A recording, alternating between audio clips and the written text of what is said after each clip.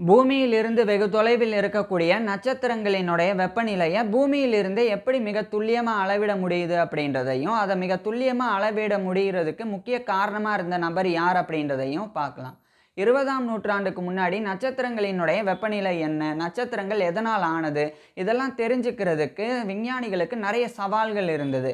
அப்போ கரெக்டாக 20ஆம் நூற்றாண்டில், குறிப்பாக 1920களில் மெக்னாட் சாஹா அப்படின்ற இந்தியாவின் தலைசிறந்த வான் இயற்பியலாளர், அதாவது இந்த மெக்னாட் சாஹா அப்படின்றவர் வந்து ஒரு தலைசிறந்த ஆஸ்ட்ரோபிசிசிஸ்ட். அவர் 1893 அக்டோபர் 6 பிறந்து 1956 பிப்ரவரி 16 அன்னைக்கு இறந்தவர்.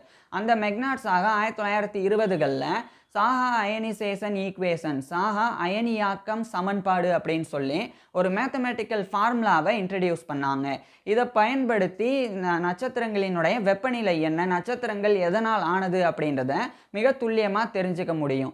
உதாரணமாக இப்போ அயனிசேஷன், அயனியாக்கம் அப்படின்னா என்னென்னா, இப்போ ஒரு பொருள் இருக்குது அப்படின்னா அந்த பொருளில் இருக்கக்கூடிய ஆட்டம்ஸ், அணுக்கள், அதை வந்து வெப்பப்படுத்தும் போது அதனுடைய வெப்பம் காரணமாக அந்த ஆட்டம்ஸில் இருந்து எலக்ட்ரான்ஸ் ஆனது வெளியேறும். அதை அதிகமாக வெப்பப்படுத்தினா அந்த ஆட்டம்ஸில் இருந்து நிறைய எலக்ட்ரான்ஸ் ஆனது வெளியேறும். அப்படி வெளியாகும் போது ஆட்டம்ஸ் வந்து அயான்ஸா, அதாவது அயனிகளாக வந்து மாறும். அப்படி மாறும்போது அதனுடைய நிறமும் வந்து மாறும். ஸோ அப்படி அந்த நிறத்தை வச்சுக்கிட்டே அதனுடைய வெப்பம் என்ன அப்படின்றத கணக்கிட முடியும். ஸோ அப்படி ஒரு நட்சத்திரம் இருக்குது அப்படின்னா அந்த நட்சத்திரத்தினுடைய நிறத்தை பயன்படுத்தி, குறிப்பாக வந்து ஸ்பெக்ட்ரம் லைட்டை பயன்படுத்தியே அதனுடைய வெப்பம் என்ன, அதனுடைய டெம்பரேச்சர் என்ன அப்படின்றத கணக்கிட முடியக்கூடிய ஒரு ஃபார்முலா தான் இந்த சாஹா அயனிசேஷன் ஈக்குவேஷன் அப்படின்றது. உதாரணத்துக்கு நட்சத்திரங்கள் வந்து நிறைய நிறங்களில் வந்து மாறுபடும். இப்போ உதாரணத்துக்கு ஒரு நட்சத்திரம் ரெட் கலரில் இருக்குது அப்படின்னா அதனுடைய டெம்பரேச்சர் வந்து 3500 கெல்வினுக்கு கீழே இருக்கும். அதே அந்த நட்சத்திரத்தினுடைய நிறமானது ஆரஞ்சு அப்படின்னு இருந்தால் அப்போ அது வந்து 3500 to 5000 இதுக்குள்ளே அதனுடைய அந்த டெம்பரேச்சர் கெல்வின் வந்து இருக்கும். அதே சமயம் அந்த நட்சத்திரத்தினுடைய கலரானது எல்லோ கலரில் இருந்தது அப்படின்னா அப்போ அது வந்து 5000 to 7500 அந்த ரேஞ்சில் வந்து அந்த கெல்வினில் வந்து அதனுடைய டெம்பரேச்சர் இருக்குது அப்படின்னு தெரிஞ்சுக்க முடியும். அதே சமயம் அந்த ஒரு நட்சத்திரத்தினுடைய லைட், அதனுடைய அந்த ஸ்பெக்ட்ரம் வந்து ஒயிட் கலரில் இருக்குது அப்படின்னா அப்போ அந்த நட்சத்திரத்தினுடைய அந்த கெல்வின், அந்த டெம்பரேச்சர் வந்து 7500லேருந்து 10,000 வரைக்கும் இருக்குது அப்படின்னு அர்த்தம். அதே சமயம் ஒரு நட்சத்திரம் வந்து ரொம்ப ப்ளூ கலரில் அதனுடைய ஸ்பெக்ட்ரம் இருக்குது அப்படின்னா அப்போ அந்த நட்சத்திரம் வந்து ஒரு ஹாட் ஸ்டார் அப்படின்னு அர்த்தம், ரொம்ப வெப்பமானது அப்படின்னு அர்த்தம். அது வந்து 10,000 கெல்வினுக்கும் மேலே அதனுடைய டெம்பரேச்சர் இருக்குது அப்படின்னு அர்த்தம். இதை நான் வந்து புரிகிறதுக்காண்டி சொன்னேன். ஸோ இது மாதிரி இந்த சாஹா அயனிசேஷன் ஈக்குவேஷன் இதை பயன்படுத்தி நட்சத்திரங்கள் வெளியிடக்கூடிய அந்த ஸ்பெக்ட்ரம், அதன் மூலமாக அதனுடைய வெப்பநிலை என்ன அப்படின்றத பூமியிலிருந்து இன்றைய காலகட்டத்தில் அளவிட முடியுது. இப்போ இந்த லைட்டு, அந்த ஸ்பெக்ட்ரம் அப்படின்னா வெறும் நிறங்கள், நம்ம கண்ணுக்கு தெரியக்கூடிய இந்த red, orange, yellow, white, blue இந்த நிறங்கள் மட்டும் கிடையாது. அது குறிப்பாக வந்து ஸ்டாரில் இருந்து வெளிவரக்கூடிய கண்ணுக்கு தெரியாத அல்ட்ரா லைட், இன்ஃப்ராரெட் இது போன்ற நிறங்களையும் உள்ளடக்கி தான் ஸ்பெக்ட்ரமானது நிர்ணயிக்கப்படும். ஸோ அதை ஸ்பெக்ட்ரமை பயன்படுத்தி அதனுடைய வெப்பநிலையை இந்த சாஹா அயனிசேஷன் ஈக்குவேஷன் மூலமாக வந்து தெரிஞ்சுக்க முடியும். ஸோ இந்த ஒரு விஷயத்தை மெக்னாட் சாஹா வந்து கண்டறிஞ்சாங்க. அதுக்கப்புறம் தான் இந்த சாஹா அயனிசேஷன் ஈக்குவேஷன் இதை பயன்படுத்தி சிசிலி பெயின் கபாஸ்கின் அப்படின்னு சொல்லி ஒரு பெண் விஞ்ஞானி, இவங்க வந்து ஒரு வானியலாளர். அவங்க 1900ஆம் ஆண்டில் பிறந்து 1979ஆம் ஆண்டு இறந்தவங்க. அவங்க 1929ஆம் ஆண்டு ஸ்டெல்லார் அட்மாஸ்பியர்ஸ் அப்படின்னு சொல்லி அவங்களுடைய பிஹெச்டி தீசஸ் ஆய்வு கட்டுரையை அவங்க வந்து வெளியிட்டாங்க. அந்த ஆய்வு கட்டுரையில் நட்சத்திரங்களானது பெரும்பாலும் பிரைமரியாக வந்து அது ஹைட்ரஜன் மற்றும் ஹீலியம் இந்த 2 எலிமெண்ட்ஸ்னால ஆனது.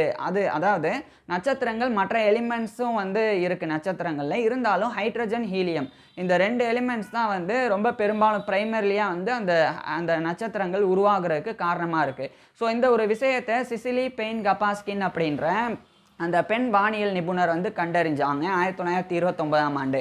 அவங்க கண்டுபிடிச்சி அவங்க வெளியிட்டிருந்த அந்த ஸ்டெல்லார் அட்மாஸ்பியர்ஸ் அப்படின்ற அந்த தீசஸ், அவங்களுடைய பிஎஸ்டி ஆய்வு கட்டுரை. அதில் சாஹா அயனிசேஷன் ஈக்குவேஷன் இந்த ஒரு மேத்தமேட்டிக்கல் ஃபார்முலாவை பயன்படுத்தி தான் நட்சத்திரத்தினுடைய அந்த அந்த அந்த நட்சத்திரத்தினுடைய கலவை வந்து ஹைட்ரஜன் மற்றும் ஹீலியம் இதுதான் வந்து பெரும்பாலும் இருக்குது அப்படின்னு சொல்லி அவங்க கண்டறிஞ்சதாக அவங்க வந்து தெரிவித்தாங்க. ஸோ மெக்னாட் சாகாவினுடைய கண்டுபிடிப்பு நட்சத்திரங்கள் எதனால் ஆனது அப்படின்னு தெரிஞ்சுக்கிறதுக்கு முக்கிய காரணமாக இருந்தது. அதுக்கப்புறமா ஆல்பர்ட் ஐன்ஸ்டைன் அவர் வந்து ஒரு முறை ஜே ராபர்ட் ஓப்பன்ஹைமர்கிட்ட ஒரு நட்சத்திரத்தை காட்டி அந்த நட்சத்திரத்தினுடைய வெப்பநிலை வந்து இவ்வளோ கெல்வின் அப்படின்னு சொன்னாங்க. அப்போ அந்த ஜே ராபர்ட் ஓப்பன்ஹைமர் அப்படின்றவர், அதாவது இந்த ஜே ராபர்ட் ஓப்பன்ஹைமர் அப்படின்றவர் தான் மன்ஹாட்டன் ப்ராஜெக்ட் அப்படின்ற ஒரு மிகப்பெரிய ஒரு திட்டத்தினுடைய ஹெட்டாக இருந்தவர்.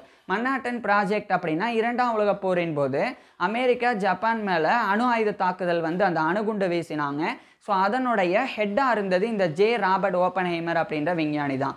அவர்கிட்ட ஆல்பர்ட் ஐன்ஸ்டைன் வந்து சொன்ன விஷயம் என்னன்னா, அந்த நட்சத்திரத்தினுடைய வெப்பநிலை இவ்வளோ கெல்வின் அப்படின்னு. அப்போ ஜே ராபர்ட் ஓப்பன்ஹைமர் வந்து ஆல்பர்ட் ஐன்ஸ்டைன்கிட்ட அதை எப்படி மிக சரியாக உங்களால் சொல்ல முடியுது அப்படின்னு கேட்டபோது அவர் வந்து I did Saha ionization equation, அதாவது மெக்னாட் சாகாவினுடைய சமன்பாட்டை நான் பயன்படுத்தினேன், அதை செஞ்சு தான் அதனுடைய வெப்பநிலையை சொல்கிறேன் அப்படின்னு சொல்லி அந்த தலை சிறந்த விஞ்ஞானியான உலகம் போற்றக்கூடிய ஆல்பர்ட் ஐன்ஸ்டைனே மெக்னாட் சாகாவை வந்து மேற்கோள் காட்டியிருந்தாங்க. அந்த அளவுக்கு மெக்னாட் சாகாவினுடைய கண்டுபிடிப்பு மிக முக்கிய கண்டுபிடிப்பாக இருந்தது. ஸோ அவருடைய சாஹா அயனிசேஷன் ஈக்குவேஷன் அதை பயன்படுத்தி பூமியில் இருந்தபடியே நட்சத்திரத்தினுடைய வெப்பநிலை என்ன, நட்சத்திரம் எதனால் ஆனது, ஸோ ஒட்டுமொத்தமாக ஒரு ஸ்டார் இருக்குது அப்படின்னா அந்த ஸ்டாரினுடைய கெமிக்கல் அண்டு ஃபிசிக்கல் ப்ராப்பர்ட்டிஸை பூமியிலிருந்து மிக துல்லியமாக இன்றைய காலகட்டத்தில் வந்து தெரிஞ்சுக்க முடியும். அது தெரிஞ்சுக்கிறதுக்கு மிக முக்கியமான காரணமாக இருந்தவர் வந்து இந்த மெக்னாட் சாகா தான். இந்த மெக்னாட் சாகா அப்படின்ற இந்த இந்திய விஞ்ஞானியை நம்மளுடைய அப்துல் கலாம் ஐயா அவர் வந்து மிக சிறப்பாக வந்து புகழ்ந்திருந்தாங்க. அதாவது வானியலில் ஒரு புரட்சி நடந்தது அப்படின்னா அது 1930களுக்கு பிறகு தான். அந்த புரட்சி நடக்கிறதுக்கு வித்திட்டவர் வந்து மெக்னாட் சாகா அப்படின்ற தலை சிறந்த விஞ்ஞானி தான் அப்படின்னு சொல்லி ஏபிஜே அப்துல் கலாம் வந்து தெரிவிச்சிருந்தாங்க. அந்த அளவுக்கு மெக்னாட் சாகா அப்படின்றவர் வந்து உலகம் போற்றக்கூடிய மிகப்பெரிய ஒரு விஞ்ஞானி. ஆனால் இந்த விஞ்ஞானி பற்றின விஷயங்கள் இன்றைக்கி நம்ம இந்தியர்களுக்கு நிறைய பேருக்கு தெரியறதில்ல. அதனால் இந்த மெக்னாட் சாகா வந்து எங்கே எப்போ பிறந்தாங்க, அவர் எப்படி வாழ்ந்தாங்க, அவர் இந்த கண்டுபிடிப்புகளை எப்படி செஞ்சாங்க அப்படின்ற முழு தகவல் அவருடைய ஃபுல் லைஃப் ஹிஸ்ட்ரியை நான் ஏற்கனவே இந்த சேனல்லையே வந்து 2 வருஷத்துக்கு முன்னாடியே வந்து போட்டிருக்கேன். அதனுடைய லிங்க், அந்த வீடியோவுடைய லிங்க் நான் டிஸ்கிரிப்ஷனில் கொடுக்குறேன்.